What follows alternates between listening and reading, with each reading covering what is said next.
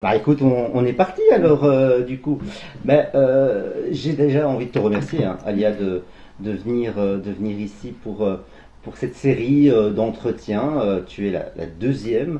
Alors en fait, cette série d'entretiens, bah, je l'ai appelée Entre le jeu et nous pour en parler une fois. Il y a une raison, hein, c'est pas juste Mm. comme ça, il y a une raison. Et voilà, la raison pour laquelle je t'ai interviewé, et vraiment merci. Merci de venir parce que je vais déjà un peu dire en deux mots comment on se connaît.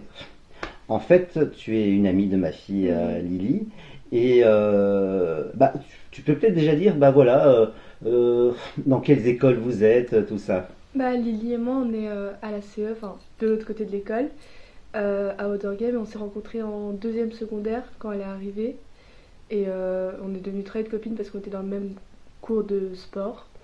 Et voilà, puis on s'est plus séparés. Là, on est en sixième et on est toujours amis. Hmm. Et, euh, et voilà, je suis déjà venue ici une fois.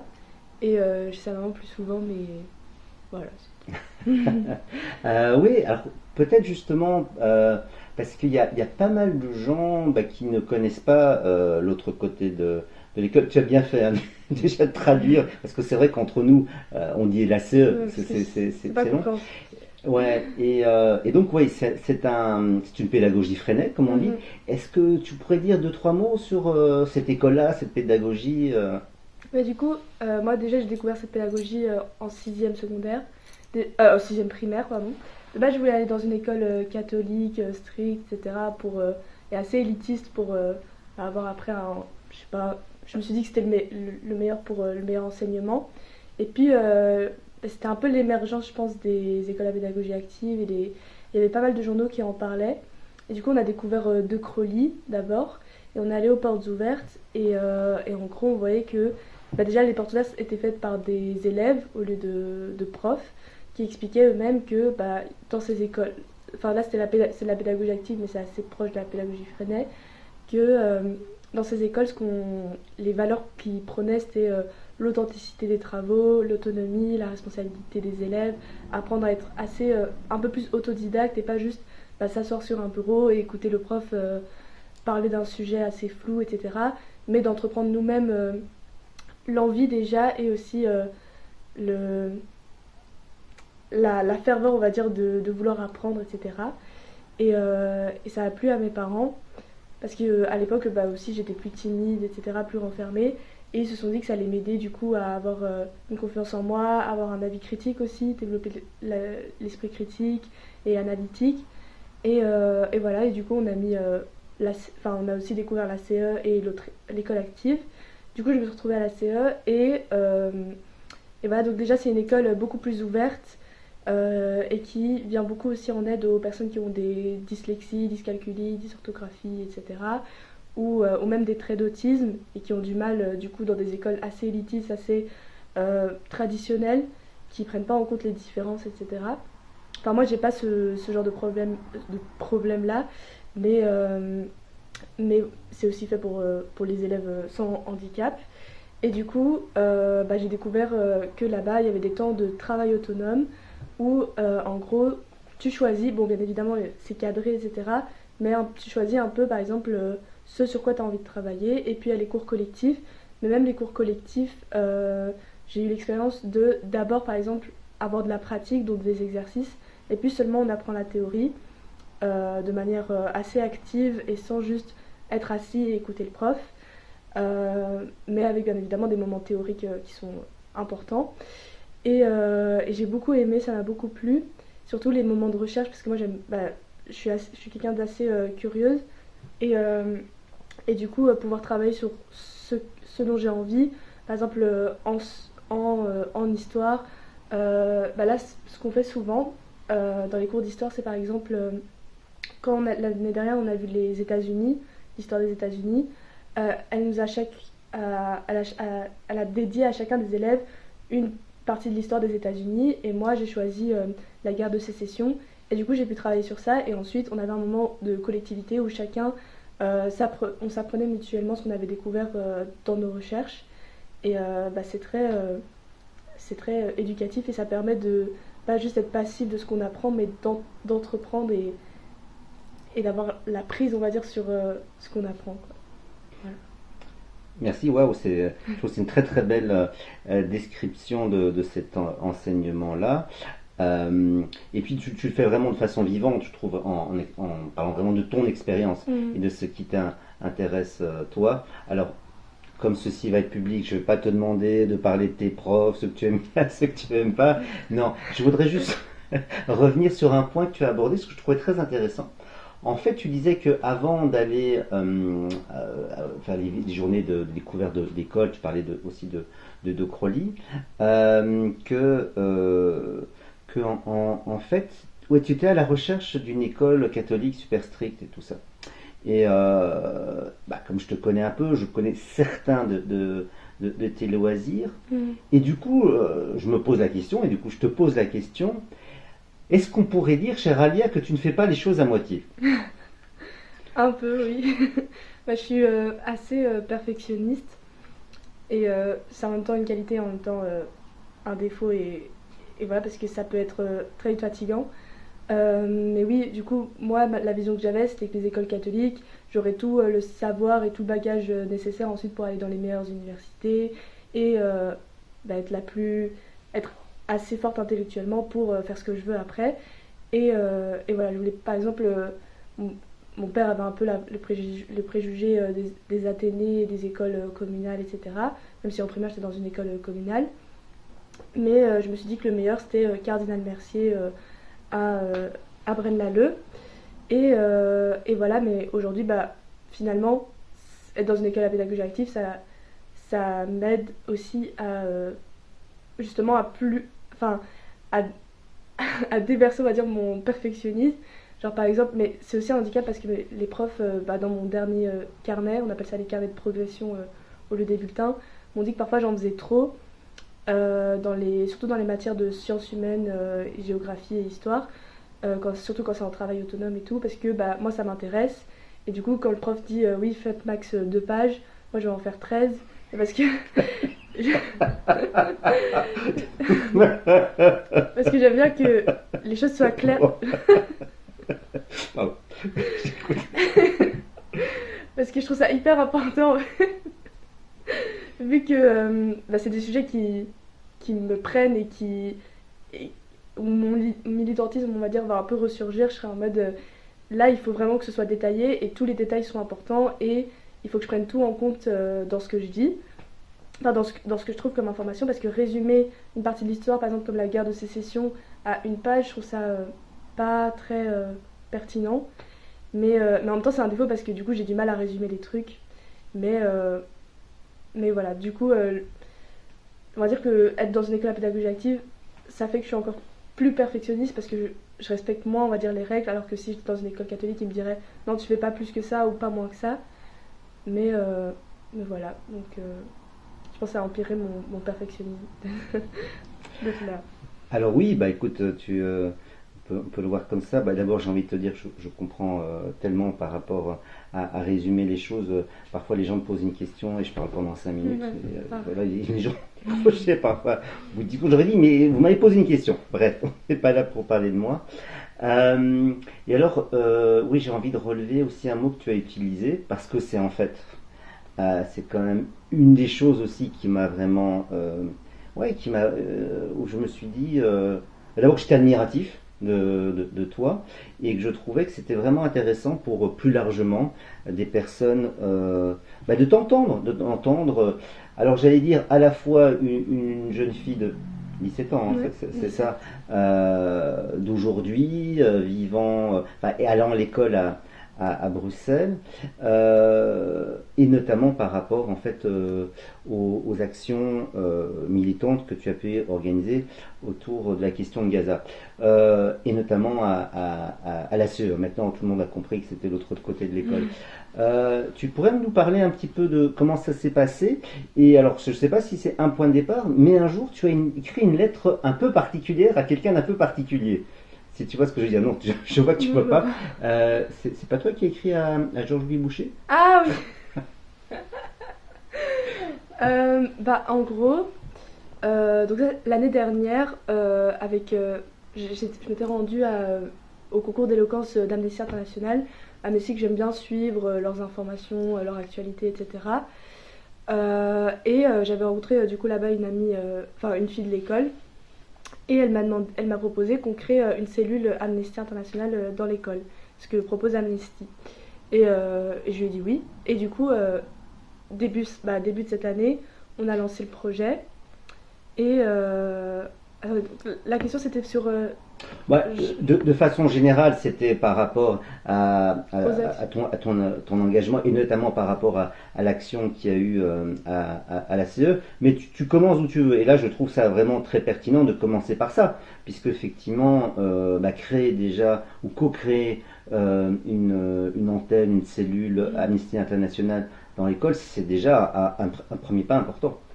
Oui, et du coup, on a fait un compte Instagram et on a lancé l'information par mail sur Smart School.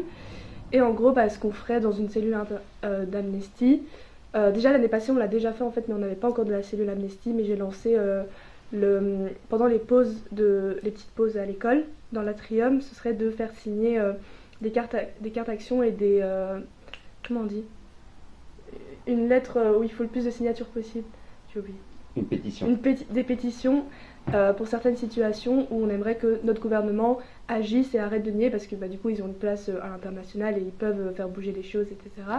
Et il y avait notamment dans les cartes ce qui se passe en RDC et aussi au niveau des enfants qui sont contraints de devenir des soldats. Il y avait la situation à Gaza et il y avait des prisonniers politiques. Dont on demandait Amnesty fait beaucoup ça, demander la libération de prisonniers politiques et du coup on avait fait signer ça avait bien marché. Et donc cette année là ce qu'on va commencer aussi à faire, c'est par exemple vendre des bougies Amnesty pour permettre à Amnesty de s'autofinancer petit à petit et de plus devoir être financée par le gouvernement pour être totalement indépendante. Quoi d'autre, on a proposé aux profs d'aller à une conférence sur Gaza d'Amnesty. Il y a une autre élève par exemple qui a proposé à ce qu'on aille à une pièce de théâtre avec la classe de sciences sociales, une pièce de théâtre faite par des Palestiniens pour expliquer la situation et comment ils la vivaient de manière émotionnelle. Et voilà, on propose pas mal de trucs comme ça à nos professeurs, des activités que propose Amnesty. Il y a aussi le vendredi 5 octobre, il y a une action de Amnesty, Pas un enfant à la rue. Et du coup, il proposait que juste sur le temps de midi, on réunisse les élèves et qu'on explique ce qui se passe avec les nouvelles mesures du gouvernement Arizona qui va faire qu'il y aura de plus en plus de personnes à la rue. Et qu'ensuite, on fasse une action assez symbolique où juste on fait des pancartes, etc. Et qu'on fasse des photos et qu'on les envoie à Amnesty pour qu'ils les relaient dans des journaux ou quoi et sur leurs réseaux sociaux. Et du coup, pour l'action qu'on avait faite jeudi, c'est parce qu'on avait vu que d'autres écoles à pédagogie active, comme INRACI et je me souviens plus des noms, mais avaient organisé des grèves dans leur école parce que la situation à Gaza s'était vraiment empirée. Et du coup, avec plusieurs élèves, on a eu l'idée de faire ça aussi chez nous parce qu'il faut suivre le mouvement pour qu'il y ait plus d'impact. Et du coup, on a commencé à faire des groupes sur Signal, etc., avec des professeurs. On a décerné à chacun des charges, par exemple, qui s'occupe d'organiser les ateliers, parce qu'on s'est dit, en fait, le matin, on va faire un truc à titre plus informatif pour expliquer aux élèves, en fait, pourquoi est-ce que tu grèves aujourd'hui. Et bien évidemment, en fait, ce qu'on a fait, c'est que la veille, ou l'avant-veille, on avait fait signer une feuille pour les élèves qui souhaitaient être grévistes pour cet événement-là, pour que personne ne se sente obligé ou contraint à le faire ou quoi, parce qu'il y en avait qui voulaient continuer à suivre les cours. Et puis après, et donc le lendemain, on a tout mis en place, on a mis la banderole, le grand drapeau palestinien sur l'école. On a affiché par exemple le nom de tous les enfants de moins de 18 ans qui sont morts par l'armée israélienne dans l'atrium. Et voilà, et puis on allait dans chaque classe, on a dit si vous voulez commencer la grève, c'est maintenant, etc. Et donc on a commencé par expliquer du coup pourquoi est-ce qu'on avait décidé de gréver et ce qui allait suivre. Donc on a fait des ateliers en fait pour que les élèves puissent s'instruire et comprendre la situation. Donc déjà on a appelé, justement du coup on a appelé quelqu'un d'Amnesty International à faire une conférence sur la situation à Gaza. Donc ça se passait au 4e et les élèves pouvaient y aller et écouter. Il y avait d'autres classes où il y avait des documentaires encore une fois sur la situation à Gaza. Et il y avait un atelier que moi je faisais, c'était lettres au ministère des Affaires étrangères et au Parlement européen. Et du coup, j'avais écrit tout ce qu'on demandait, en fait, tout ce qu'on revendiquait. Donc, un embargo total sur Israël, la reconnaissance de la Palestine, etc. Il y en avait deux autres, je ne sais plus. Et j'avais dit aux élèves, voilà, vous pouvez écrire ce que vous voulez et expliquer qu'on demande ces quatre choses-là pour la Palestine. Et il y avait quoi d'autre comme atelier? Il y avait atelier pancarte pour du coup la manif qu'on allait faire l'après-midi. Et puis du coup l'après-midi j'ai fait le discours ainsi que une autre élève qui était israélienne et du coup c'était intéressant. Et deux autres élèves de 5e. Et voilà, pour encore mieux expliquer pourquoi est-ce qu'on grévait. Et puis après ensuite on s'est mis devant l'école et on a commencé à brandir les pancartes et à lancer les fameux cris qu'on entend en manifestation. Et voilà, et les élèves ont vraiment adoré et genre c'était impressionnant. Et après c'était aussi peut-être le mouvement de foule et l'adrénaline que ça provoquait. Parce que là c'est de plus en plus compliqué on va dire de lancer des actions et que les gens soient convaincus. Parce que souvent par exemple quand il va y avoir des piquets de grève ou des manifestations, on va proposer sur notre compte qui s'appelle ActNow ACE, de se rendre ensemble, donc un point de rendez-vous et de se rendre ensemble jusqu'à la manif ou quoi. Et souvent il y a moins de monde quand c'est après les cours, etc. Du coup on essaye de faire plus d'actions pendant les heures de cours ou pendant les pauses, là où quand les élèves sont là, parce que l'après-midi c'est plus compliqué. Et voilà, et il y a aussi, ce qui nous a permis de faire des actions avec d'autres écoles, c'est la CJI. Alors je sais pas si c'est les initiales de quoi, mais c'est un groupe inter-école et c'est surtout des écoles du coup à pédagogie active qui organisent ensemble des piquets de grève ou alors on s'est rendu une fois ensemble au ministère des Affaires étrangères. On a voulu poster les lettres du coup qu'on avait écrites jeudi à la grève, sauf qu'il n'y avait pas assez de personnes et du coup ça a été annulé. Et là aussi pour les prochains jours de grève qui arrivent, il y a pas mal de piquets et qu'on est en train de relayer les infos sur du coup ActNow et proposer aux élèves, venez avec nous. Et par exemple aussi mercredi prochain avec les professeurs, on aimerait du coup inviter les élèves à venir quand même à l'école, même si l'école est fermée pour grève, pour ensemble discuter de ce qui se passe au niveau de l'enseignement avec les nouvelles mesures du gouvernement Arizona et de faire des pancartes, etc. À titre plus symbolique pour montrer notre désaccord. Alors oui, peut-être juste parce que je pense à des personnes qui sont en France, qui sont au Québec ou dans d'autres pays finalement, pour qui la notion de gouvernement Arizona ne parle pas forcément. Donc juste pour rappeler, donc on est ici en Belgique, on est fin novembre 2026. Et le gouvernement Arizona, c'est le petit nom du gouvernement de coalition au niveau fédéral qui existe. En Belgique, il faut un peu réfléchir, mais ça c'est une autre question. Alors par rapport à ce que tu viens de dire, Alia, je vais surtout dire en fait que ce que je trouve extraordinaire en t'écoutant, c'est que tu dis ça de façon très simple. Bah ouais, je suis allé à un concours d'éloquence et puis on a fait ci et puis on a fait ça. Et je vais te le dire très simplement, je pense que c'est la marque des grands, tu vois, de dire les choses simplement, on sent qu'il n'y a pas d'ego. Il n'y a pas d'ego, mais, alors tu as parlé de ton côté perfectionniste et tout ça, mais il y a aussi quelque chose, il y a quelque chose qui te drive à l'intérieur. Est-ce que tu pourrais, voilà, je sais pas, est-ce que tu aurais quelque chose à dire sur cette force intérieure qui te pousse? Je sais pas pourquoi, mais en fait, moi, vraiment, ça me fascine comment ceux qui ont du pouvoir, les gouvernements, etc., n'ont pas les mêmes règles de morale que nous. Et en fait, j'ai l'impression que c'est depuis la nuit des temps, etc. Et on voit bien que le seul truc qui marche, c'est la mobilisation citoyenne pour faire bouger les choses. Parce que on a beau... Enfin, surtout que là, on voit clairement que nos gouvernements virent de plus en plus à droite, qu'il y a de moins en moins d'impunité envers ceux qui ont du pouvoir, comme Israël ou quoi. Il y a carrément une complicité en fait de notre État et de plein d'autres États occidentaux. Et en fait, j'ai l'impression que... Parce que je suis pas quelqu'un de spécialement hyper empathique. Enfin, je suppose que je suis un minimum empathique. Mais j'ai l'impression que c'est plus... comme une haine en fait envers ceux qui ne nous respectent pas et qui, en fait, même en Belgique, on tue indirectement des gens quand on, on coupe dans tout ce qui est social, etc. Dans tout ce qui est social, enseignement euh, et intégration des immigrés, etc. En fait, toutes leurs mesures touchent les pauvres et les riches, enfin, les ultra riches sont toujours. Or, on dirait qu'ils n'ont pas les mêmes règles que nous et que tout retombe sur la population moyenne, on va dire. Et, euh, et en fait, moi j'ai vraiment du mal à juste. Enfin, j'ai besoin de m'instruire sur ça et de comprendre comment ça marche parce que je vis dans une société, j'ai besoin de comprendre qui la dirige, comment, pourquoi. Et quand je vois en fait, plus on s'instruit sur le sujet, parce qu'on va dire depuis que je suis petite, du coup, mon papa nous a toujours parlé de politique, géopolitique, des injustices, etc. Et en quatrième, quand j'ai vu enfin, j'étais déjà un peu au courant de ce qui se passait en Palestine avec l'apartheid, etc., la colonisation.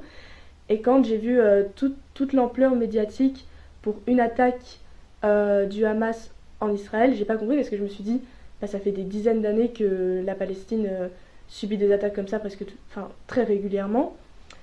Et il n'y a rien qui est fait. Et là, il y a une attaque d'un parti politique en Israël et ça prend une ampleur énorme. Et en fait, c'est vraiment un deux poids, deux mesures que je ne comprenais pas.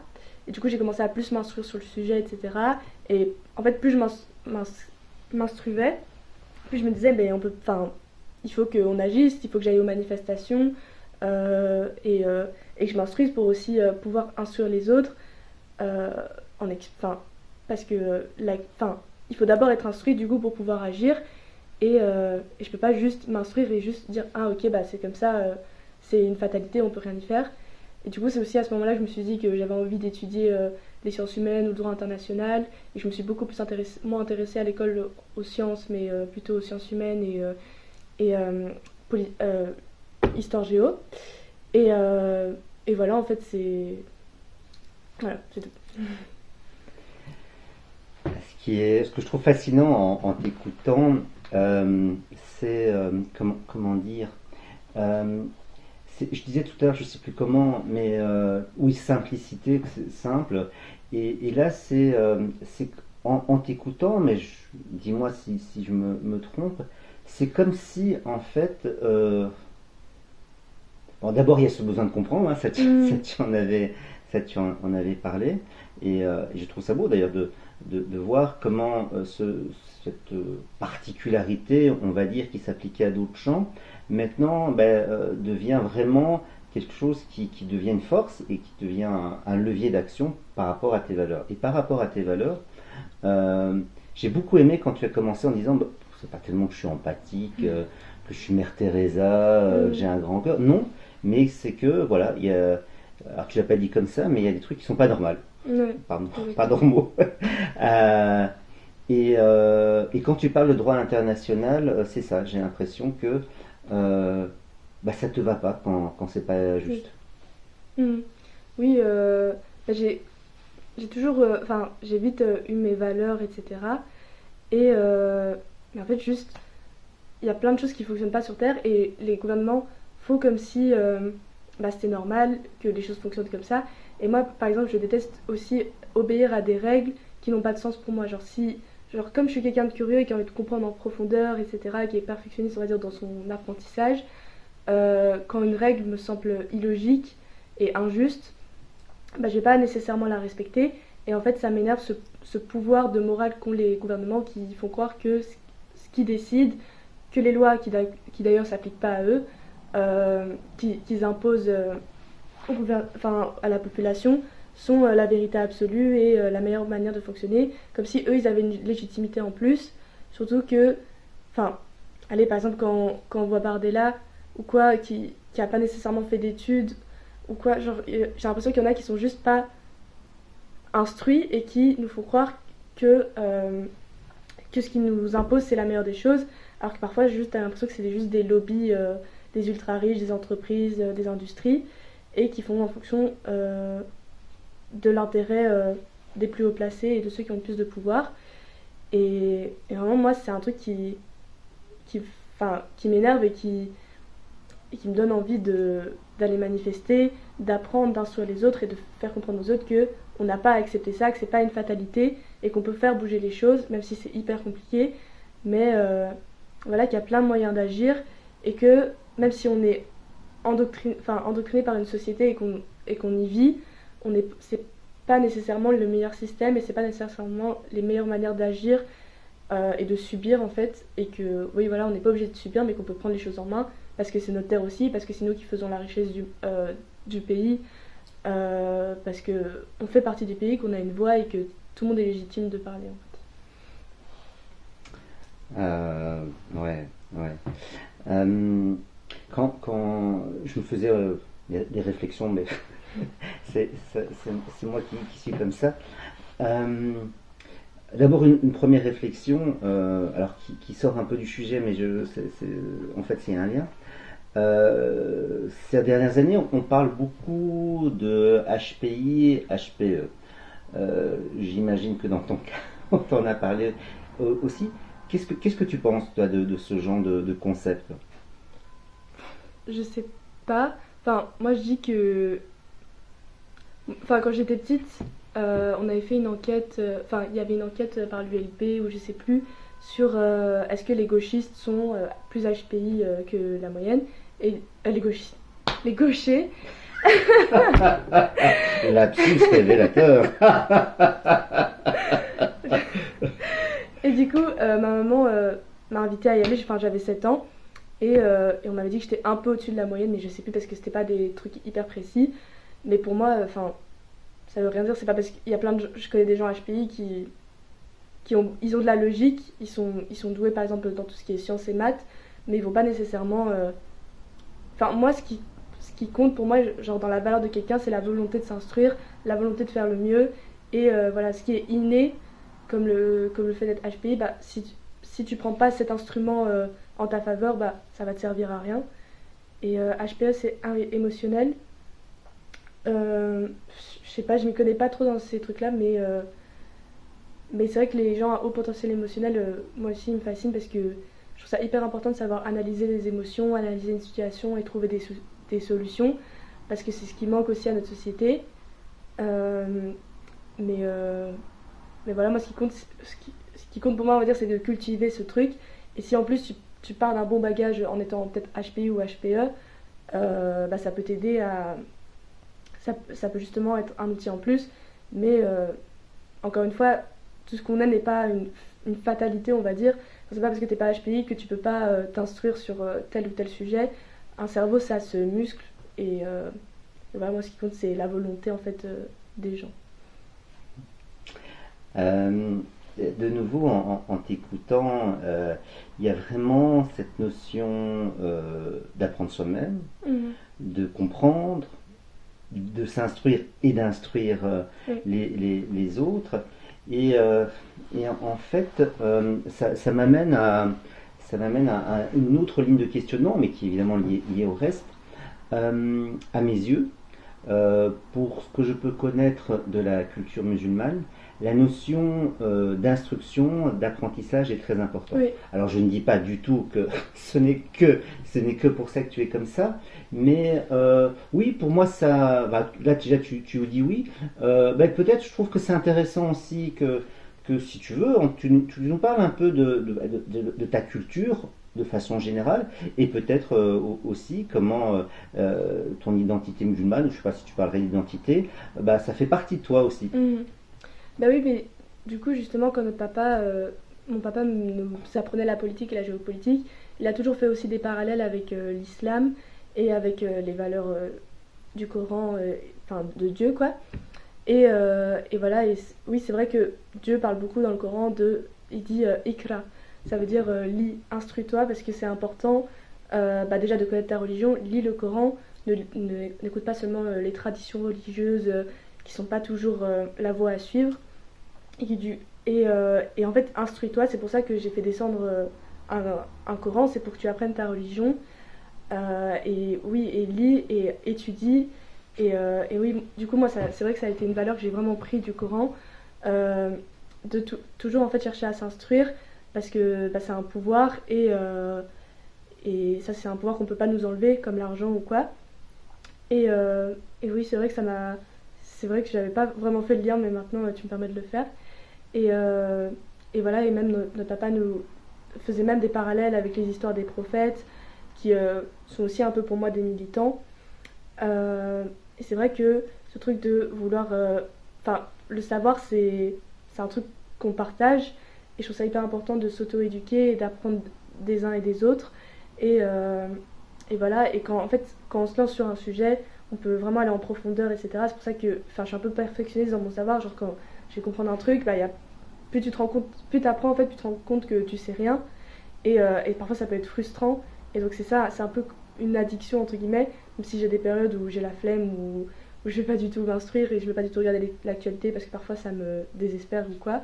Mais, euh, mais j'ai des périodes où voilà, genre par exemple, j'aurai toujours un livre dans mon sac, ou alors j'aurai toujours un moment dans la journée où je vais regarder l'actualité, même si maintenant c'est beaucoup plus sur les réseaux sociaux, etc. Et, euh, et voilà, mais c'est. Enfin, et voilà, pour moi, le savoir, c'est une valeur. Enfin, l'envie de savoir, c'est une valeur hyper importante parce qu'il y a des gens, en fait, juste. Ils parlent, mais ils connaissent pas ou ils se sont pas renseignés sur le sujet. Et c'est vraiment. Enfin, et même pour contrer les propagandes qu'on rencontre beaucoup de plus. Enfin, qu'on rencontre énormément aujourd'hui, la propagande des médias aussi, qui est aussi un truc qui m'insurge un petit peu. Et ben c'est important aussi, genre moi je fais aussi en sorte de m'instruire sur des médias libres et indépendants, euh, parce, parce que enfin, c'est pas spécialement la vérité absolue, mais j'y crois plus que aux vendeurs d'armes qui nous font des journaux et et voilà. Enfin, je trouve que c'est important de contrer la propagande avec le savoir. C'est super touchant pour moi de t'entendre, Alia, et notamment sur ces questions de religion, et particulièrement l'islam, parce que c'est pas à toi que je vais apprendre tous les préjugés qu'on peut avoir sur l'islam, et que cette dimension-là, c'est quelque chose dont on ne parle pas, parce que ça fait pas la une des journaux, etc., etc. Et alors, les prophètes sont comme des militants. J'adore, mais c'est vrai, c'est tout à fait vrai. C'est vrai que ce sont des personnes qui, à un moment, comme toi, se lèvent. Et c'est pas parce que elles ont envie d'être des stars, d'augmenter leurs followers sur Instagram. Non, c'est parce que simplement elles se sentent appelées. Alors on dira par Dieu, on se dira par la communauté. En fait, je trouve que c'est pas super important. C'est qu'à un moment, voilà, elles se lèvent et disent, bah ça va pas. Et donc voilà, je vais vous proposer autre chose. Donc voilà, pour moi, je te vois dans cette lignée-là. Et alors, par rapport à ces questions d'origine, j'ai vu passer que, justement, que en termes d'apprendre, de comprendre, tu t'es intéressé là pour l'instant plus particulièrement, notamment, à la question de comment les différentes générations, première, deuxième, troisième génération, issues de l'immigration et notamment maghrébine, voilà, sont leur vécu, leur parcours d'apprentissage et d'intégration en Belgique. Tu peux nous en dire quelques mots? Alors, du coup, c'est en sciences sociales, en option à l'école. On a un travail de fin d'études à produire et moi je me suis dit que j'allais un peu étudier l'histoire de mes aïeux en comprenant aussi. Enfin, en gros, la question c'est la perception, on va dire, l'éducation, comment l'éducation, la politique d'immigration en Belgique et les discriminations, etc., ont influencé l'intégration surtout de la deuxième génération, on va dire, du coup, de mes parents, issus de l'immigration maghrébine, en Belgique et en France des années 60-70, l'immigration ouvrière. Mais pour l'instant, du coup, j'ai pas énormément avancé sur la recherche, mais j'ai lu un article scientifique et je compte rencontrer un ethnopsychiatre. Voilà. Et du coup, ce que j'ai pu découvrir, c'est que déjà, il y a un problème enfin, il y a déjà en fait, ces personnes-là sont, on va dire, dans un entre-deux mondes, du coup, à la maison, les traditions musulmanes, la religion musulmane et cette culture-là, et leurs parents, souvent qui sont analphabètes, qui ne sont pas allés à l'école, etc. et puis la vie extérieure de l'école en français. Et que du coup déjà ça c'est un entre-deux compliqué pour, euh, pour s'intégrer. Qu'est-ce que j'ai vu d'autre? Ben, qu'il y a plusieurs chemins possibles, en fait, qu'il y en a qui vont rester dans leur bulle de leur culture initiale, qu'il y en a qui vont plus tendre à totalement s'occidentaliser, et qu'il y en a aussi qui vont du coup être beaucoup plus politisés parce que du coup ils ont vécu dans ce contexte-là. Mais j'ai pas encore énormément avancé sur la question, mais je pense que je veux comprendre parce que euh, bah pour moi c'est important parce que c'est quand même, enfin c'est la Belgique qui a appelé à ce qu'il y ait une immigration pour aider au niveau ouvrier en Belgique, et qu'au final on a l'impression que encore aujourd'hui, enfin ça persiste le fait qu'il y en a qui ne soient pas intégrés, qu'ils vivent dans leur quartier, etc. Et moi c'est un truc que je trouve pas que je trouve pas intéressant de juste vivre entre communautés, même si oui, mais et du coup je comprends pas ce truc de d'amener des gens à venir dans son pays pour travailler, mais qu'en même temps, il n'y ait presque rien qui soit fait pour les intégrer et même leur permettre d'avoir la nationalité directement. Pour moi, ça devrait être logique, mais mes grands-parents, ils ne l'ont pas eu directement en arrivant ici. Euh, et voilà, et je m'intéresse à cette question, parce que c'est important pour moi de comprendre mon histoire et voilà, et parce que la question de l'immigration, je commence à m'y intéresser. Et voilà. Alors ça, c'est la version d'Alia qui nous parle d'un sujet qu'elle vient de juste, sur lequel elle vient juste de s'intéresser. Mais justement, je voulais revenir sur cette notion de perfectionnisme. Euh, Parce que, bah d'abord parce que ça me touche, mais c'est pas la seule question. Euh, Tu vois, je comprends que tu dis ça, je comprends que tu puisses le penser ou qu'on puisse te le renvoyer, notamment un professeur qui a reçu 13 pages au lieu de 2. Mais, et pour moi, si tu veux, on pourrait faire le lien avec la foi, avec la connaissance, avec l'engagement. Alors, on n'a pas parlé de musique, peut-être qu'on parlera encore de musique, parce que là aussi, il y aurait des choses à dire par rapport à, à aller un peu plus loin que ce que le commun des mortels fait. Euh, et donc oui, par rapport à la moyenne, on peut dire bah, que tu es plus perfectionniste, mais oui, j'ai envie d'ouvrir une autre voie et de dire que simplement, tu réalises le potentiel qui t'a été donné. Qu'est-ce que tu penses de ça? Le potentiel, je sais pas. En fait, moi j'ai toujours l'impression que je fais pas du tout assez et que, enfin, le bagage de quoi? Oui, la façon de le dire est un peu alambiquée, j'avoue. En fait, ce que je voulais dire par là, c'est que, euh, tu vois, on peut imaginer quelqu'un de perfectionniste comme quelqu'un euh, qui a un peu une obsession, voilà, qui veut aller chercher le détail, mais pour le détail. Mhm. Et moi, j'ai l'impression que, en fait, c'est quelque chose qu'on va retrouver chez un être humain, à toutes les époques. Mais voilà, qu'aujourd'hui, on peut parfois se juger ou être jugé par rapport à ça, au fait d'aller un peu plus loin que les autres, Mhm. que ce soit dans la connaissance, dans la compréhension, dans l'engagement. Et voilà, et simplement pour dire que bah, est-ce qu'on aurait dit à Léonard de Vinci qu'il était perfectionniste? Est-ce qu'on aurait dit à Nelson Mandela qu'il était perfectionniste? Je pense pas. En fait, c'était de ça dont je voulais parler. Euh. C'est pas grave, c'est pas grave, je vais passer à autre chose. Je vais revenir sur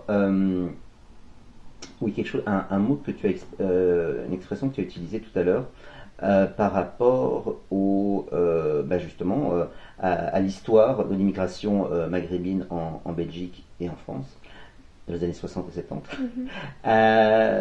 Tu as parlé de l'entre-deux-mondes. Et ça, c'est une question de nouveau qui me concerne, mais là, on va parler de toi. En tout cas, voilà, ma question à toi, c'est est-ce que tu te sens entre deux mondes, toi? Un petit peu, oui. Enfin, bah, à la maison, on n'est pas tant dans les traditions musulmanes qui pour moi parfois sont un peu toxiques certaines. Mais oui, à la maison, parfois, enfin, en plus je suis entre presque trois mondes parce que du coup j'ai des parents séparés. Et, euh, et c'est vrai que, enfin ça va bien parce que ça va, je suis pas entre deux mondes et c'est pas si compliqué que ça. Mais c'est vrai que par exemple, je suis dehors à l'école, etc., dans, chez des gens très, on va dire, progressistes, très ouverts d'esprit, etc. Mais c'est vrai qu'à la maison, y a quand même des valeurs musulmanes qui prônent, etc. Et c'est vrai que parfois, je me pose beaucoup de questions et que c'est vrai que c'est pas évident, même si à la maison je parle en français et que au final, je, je, je- je m'exprime des deux manières, que ce soit à l'école, enfin de la même manière que ce soit à l'école ou à la maison. Mais c'est vrai que c'est des mondes un peu différents et que j'ai pas la même culture que d'autres personnes. Mais ça va parce que je suis quand même née en Belgique et mes parents sont aussi nés en Belgique, même si eux, du coup, ils ont grandi avec des parents qui ne sont pas nés en Belgique. Mais c'est pas trop choquant quand je suis à la maison ou dehors.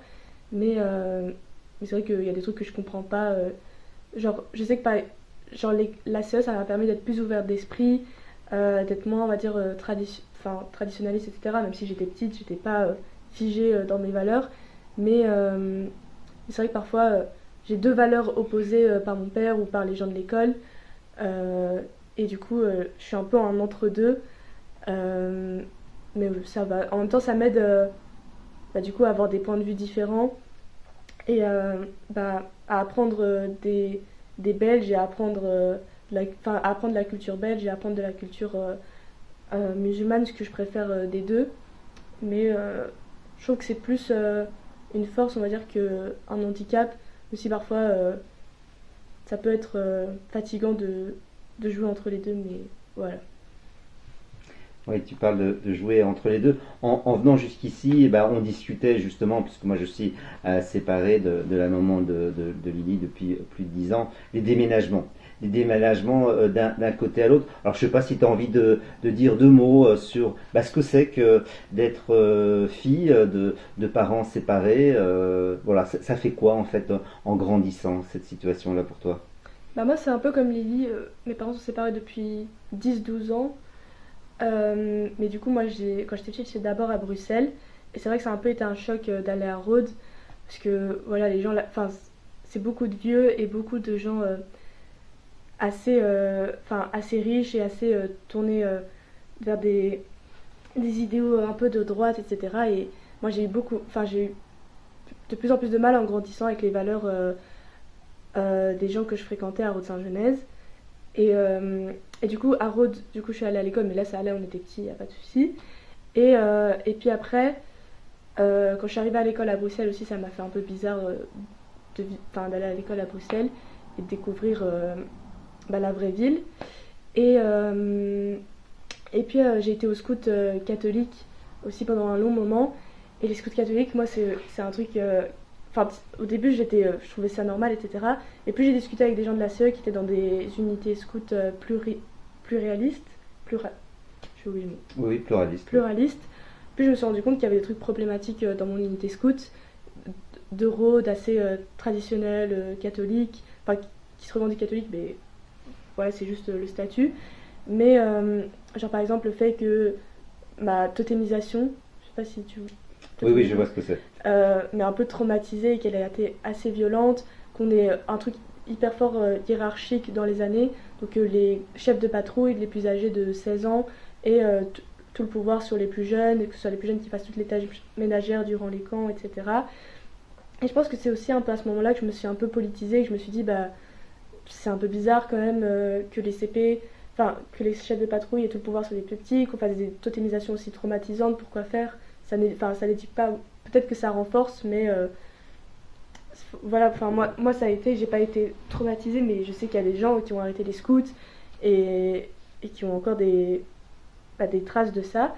Et, euh, et voilà, et puis après, il y a 2 ans, du coup, c'est seulement il y a 2 ans que j'ai quitté l'unité catholique et que je suis venue à Bruxelles. Mais, euh, mais voilà, mais du coup, Quoi? Oui, et puis il y a eu aussi une période de mes 12 à 16 ans, mon père habitait à Bruxelles, à Ixelles, et que moi j'habitais en Flandre, mais, euh, mais ça allait, enfin, ça m'aidait aussi encore une fois à avoir deux mondes, le moment où j'habite à Bruxelles, et ça peut aussi être, c'est beaucoup plus pratique aussi pour aller à l'école, ou pour voir mes amis, ou aller en soirée ou quoi, et puis à Rhodes où je suis plus dans mon village, etc. Et, mais voilà, mais petit à petit je me suis quand même éloignée des gens de Rhodes pour me rapprocher des gens de Bruxelles. Mais encore une fois, je trouve que ça peut être embêtant des fois d'avoir tant d'univers différents, mais en même temps, ça fait un bagage, bah, ça apporte encore une fois du savoir et le fait de pouvoir s'adapter à n'importe quelle situation et type de personne. Mais c'est vrai que j'ai côtoyé des gens très différents entre ceux de la CE et ceux de Rhodes-Saint-Genèse. Mais voilà, ça m'a permis aussi de me construire, quoi.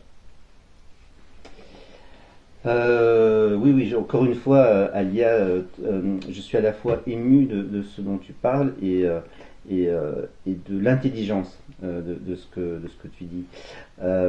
Parce que, effectivement, cette thématique de l'entre-deux-mondes, mais c'est vrai qu'en t'écoutant, tu l'as vécu mais à tellement de niveaux. Je ne vais pas faire le récapitulatif, mais c'est à tellement de niveaux et tu as dit que bon, c'était pas toujours facile. Mais je perçois aussi dans tes paroles à quel point tu vois aussi la richesse, Mhm. la richesse que ça représente, le fait aussi que ça te permette de te positionner d'un côté ou de l'autre, de dire bah tiens, et d'un côté ou de l'autre, tu as pu dire bah ça me plaît pas, tiens ça par contre ça me plaît, et donc voilà, j'ai l'impression que tu nous montres à toutes et à tous et à moi aussi donc comment faire avec cette multiplicité, cette parfois ne pas se sentir à sa place, se sentir toujours l'étranger quelque part. Qu'est-ce qu'on peut faire de ça? Et quelqu'un qui était important pour moi, un enseignant, me disait, mais voilà, quand tu as un pied dans des mondes différents, en fait, c'est l'occasion aussi de toucher à l'universel et d'être chez toi partout. Mhm. Et oui, je vais te laisser dire quelque chose hein, si tu as envie par rapport à ça. Mais c'est vrai que tu m'y fais réfléchir, mais c'est vrai que ça m'a permis de pouvoir du coup m'adapter au type de personne avec qui je suis et attends, tu peux répéter la phrase de ah oui universel que ça permet Oui, c'était en fait cette idée que, en fait, de fait d'avoir vécu dans des contextes très différents, entre deux mondes, en fait, on pouvait toucher à l'universel dans le sens mais de ce que tu es en train de dire, en fait. Que tu peux, ça crée une ouverture, en fait, Mhm. pour le dire plus simplement. Et je pense oui aussi que ça m'a permis d'être plus extravertie et de plus m'assumer parce que enfin moi quand j'étais je me souviens quand j'étais au scout catholique j'étais un peu j'arrivais pas trop à me mêler aux autres parce que enfin on n'avait pas du tout les mêmes centres d'intérêt et ni bah, la même culture et les mêmes moyens financiers même si je suis pas pauvre mais elles étaient assez riches et en même temps, ça m'a permis de me dire, bah, je peux rien y faire à ça, mais du coup, il faut que je forge mon identité et que j'apprenne bah, juste à être moi-même et à ce que les gens m'apprécient pour ce que je suis et pas pour ce que je représente, on va dire. Et c'est vrai que maintenant que j'y pense, je pense que ça m'a permis d'être plus du coup extravertie et de m'assumer. Et parce que pour moi, ce qui compte, bah, c'est les valeurs de la. Enfin, quand je vais apprécier une personne, c'est parce qu'elle a.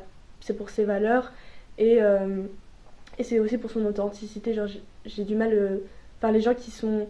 Qui juste montrent une image et qui ne sont pas eux-mêmes partout. Enfin, moi, ça me plaît pas énormément. Et du coup, ça m'a permis bah, d'assumer qui j'étais et de parler, on va dire, sans tabou bah, de mes origines. Du fait, oui, je suis pas blanche, oui, je suis pas fils de ministre ou quoi. Mais, mais j'ai quand même une valeur, etc.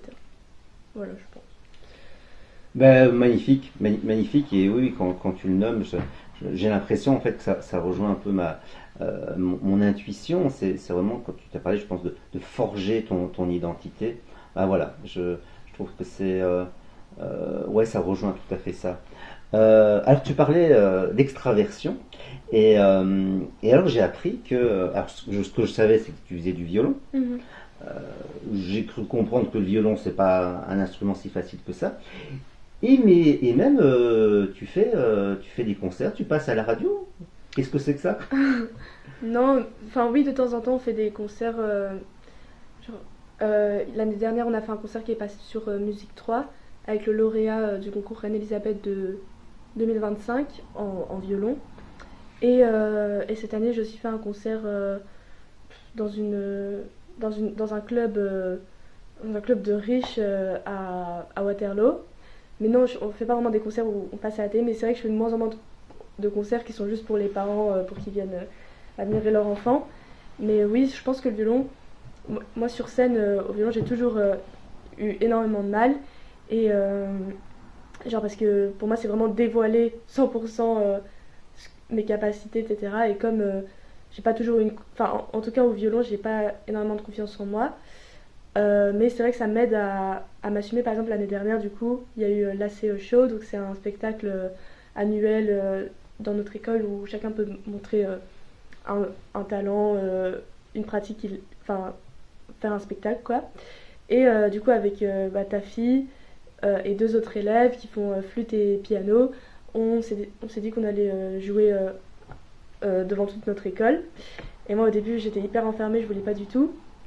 Parce que je sais très bien que sur scène, je vais stresser et que je vais beaucoup moins. Enfin, déjà, j'ai pas envie de montrer ce que je sais faire au violon. Et en plus, je sais très bien que mes, mes, mes capacités, elles vont chuter quand je reste sur scène parce que je vais paniquer. Et voilà. Et je me suis dit. Et puis après quelques semaines, elles m'ont convaincue. Je me suis dit que ça allait peut-être m'aider du coup. Même si je joue mal, même si c'est. Enfin, c'est pas grave. Ce qui compte, c'est que ça m'aide à assumer et à montrer au spectacle parce que bon, enfin à montrer devant les autres parce que aussi le principe d'un instrument c'est de partager sa musique et du coup voilà j'ai hyper fort paniqué avant d'entrer sur scène en juin et je trouve que j'ai hyper mal joué en tout cas par rapport à ce que je sais faire en étant seule mais au moins ça m'a enfin encore une fois ça m'a appris du coup à avoir de l'assurance et à me forcer à faire comme si j'étais sûre de moi et à montrer au public. Mais voilà, et je suis fière pour ça, mais pas spécialement de ma performance sur scène. Mais oui, je pense que le violon, ça aide aussi. Enfin, pratiquer un instrument et oser le montrer, c'est important pour encore une fois se forger et assumer ses qualités et ses défauts, même sur son instrument, quoi. Bah écoute, Alia, j'ai juste envie de te remercier en fait, hein. Envie de te remercier d'avoir pris le temps hein, de venir ici, de répondre.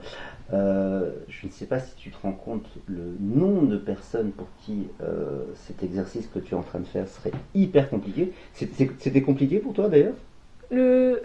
Ici, l'interview. Oui. Enfin, Mais, oui, j'ai stressé, mais parce que je sais pas ce que je peux dire, ce que je peux pas dire. Parce que je me suis fait interviewer une fois, bah, c'était à la grève jeudi. C'était sur la... Et là, je me souviens, j'avais paniqué, mais là, ça va, puisque c'est confortable, mais... mais voilà. ah oui, non, c'est vrai que le canapé, ça change tout, hein, Oui. je comprends bien. Non, mais c'est plus sérieusement, mais c'est ouais, non, j'ai envie de te remercier, d'autant plus que tu as pris sur toi, hein, comme à la CE Show, donc voilà, de toute la démarche que tu as faite, voilà, de prendre le temps, de prendre sur toi. Mais aussi, et ça je te l'ai dit en fait quand je t'ai contacté, euh, c'est d'être inspirante en étant toi. C'est pas que tu essayes de, non, juste tu es toi et en fait quel que soit notre âge, bah, on peut être inspiré par une personne comme toi, par son cheminement, par ce qu'elle fait. Oui, et donc en ce sens, je te trouve particulièrement généreuse. Merci beaucoup. Bah, c'est vrai que quand j'ai reçu tes messages, euh, ça m'a fait prendre confiance en moi, etc. Et, euh, et en fait, moi, on va dire ma technique, c'est d'accepter un truc, même si ça me stressait un peu c'est d'accepter avant de réfléchir. C'est de dire oui avant de réfléchir, et puis après, bah, je vais me débrouiller. Parce que si j'avais réfléchi trop longtemps, vu que je suis quelqu'un qui peut réfléchir énormément sur un petit truc, je sais que j'aurais fini par me restreindre et à dire non, ça sert à rien que je parte, j'ai rien à apporter, etc. Mais je me suis dit, bah, je vais dire oui. Et si ça lui plaît pas, bah, c'est pas grave. Mais je vais quand même venir. Et, voilà, mais ça me fait plaisir qu'on me dise que je suis inspirante. Merci. Oui, bah écoute, voilà, c'est comme toi, je dis simplement ce qui est là, parce que ça aussi je trouve ça très inspirant, Mm. c'est ton authenticité, ta simplicité, t'es pas en train de, même si tu connais plein de choses, t'es pas en train de nous faire la leçon, tu nous dis simplement ce que tu as appris, ce que tu penses, ce que tu as ressenti. Et alors pour vous faire l'anecdote par rapport à cette interview, moi ça m'a fait hurler de rire. Donc effectivement, je contacte Alia pour lui proposer une interview, mais dans son cas, j'oublie complètement de lui expliquer le cadre du projet. Et donc Alia accepte, on organise tout. Et après elle me dit, ah mais tiens, au fond, tu veux qu'on parle de quoi? Et j'ai trouvé ça extraordinaire qu'elle ait cet élan de dire, bon, bah allons-y sans savoir quoi. Bon, apparemment ça va, elle regrette pas trop d'être venue. Mais écoute, oui, je vais encore te remercier parce que je trouve que c'est vraiment, déjà vraiment personnellement, pour moi c'est vraiment très précieux. C'est vraiment très précieux des moments comme ça. Et est-ce que toi tu as encore envie de dire quelque chose avant qu'on conclue? Euh, Bah, je veux aussi te remercier de m'avoir invité et de faire confiance à ce que je peux dire d'intéressant. Et, et oui, j'espère que si si tu publies ce podcast, que ça va inspirer les gens à se dire bah, que le savoir c'est le pouvoir et que on n'est pas contraint et que c'est pas une fatalité, qu'on doit vivre comme ça dans cette société qui n'est pas toujours adaptée à nos besoins et que c'est important de lutter, que c'est important de s'instruire et enfin en tout cas pour moi c'est ma valeur primordiale. Voilà. Oui, merci Alia. Mesdames et messieurs, voilà, on a la chance de savoir maintenant qu'il y a une personne comme Alia qui est là. Et ça donne de l'espoir pour l'avenir. Je disais à Alia que voilà, dans 10 ans, quand j'aurai un équipement un peu plus perfectionné, je viendrai l'interviewer quand elle sera directrice d'Amnesty International.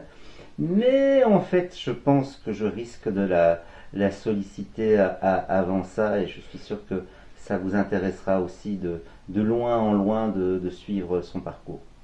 Je me répète, mais c'est pas grave. Merci Alia, et à la prochaine du coup.